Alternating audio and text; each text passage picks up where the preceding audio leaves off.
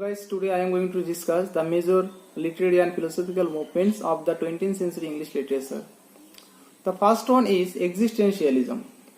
Existentialism is a philosophical theory that people are free agents. They have control over their choice and actions. Existentialists believe that society should not restrict an individual's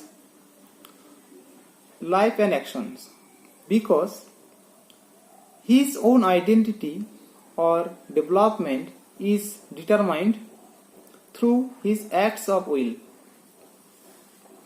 The term existentialism was coined by the French Catholic philosopher Gabriel Marcel in the mid-1940s. He applied the term to Jean-Paul Sartre. The next one is the theater of absurd. The theater of the absurd is the post-World War II designation for particular place, which is largely based on the ideas of existentialism, emphasizing the absurdity of human existence. These plays employ disjointed, repetitious, and meaningless dialogues, purposeless and confusing situations, and the plots that lack logical or realistic development. In the first edition of the Theatre of Absurd, Aislinn quotes the French philosopher Albert Camus' essay Myth of Sisyphus because it uses the term absurdity to describe human existence. Man feels stranger in the universe which is suddenly deprived of illusions and life.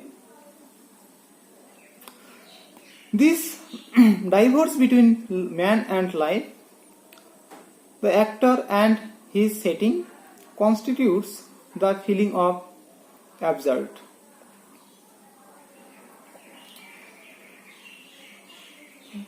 Aislinn presents for defining playwrights of the movement.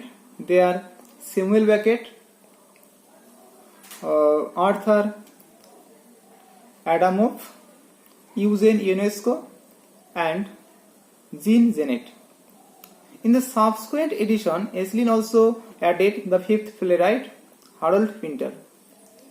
A unique example of the theatre of absurd is Samuel Beckett's Waiting for Godot. The next one is Comedy of Menace. Comedy of Menace refers to the body of plays written by David Campton,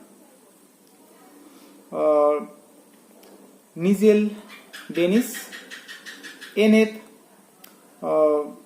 Simpson, and Harold Pinter. In this plays, the laughter of the audience in some or all situations is immediately followed by a feeling of some disaster. In fact, we find that audience is made aware of some menace in the very midst of its laughter. The term comedy of menace was coined by the drama critic Irving Wardle, who borrowed the term from the subtitle of David Campton's play, The Lunatic View, a Comedy of Menace. When he reviewed Pinter's and Campton's play in 1958. The next one is Angry Young Man. Angry Young Man refers to the body of the working class and lower middle class British playwrights in 1950s. They did not respect the people in authority and wrote in a critical way about the society of the time. The leading figures of this group are John Osborne and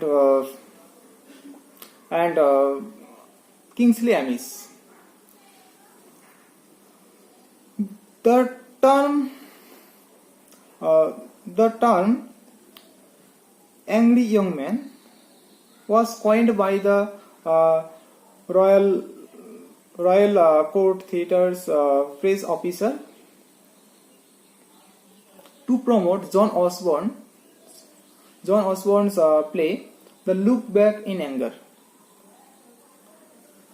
The term is thought to be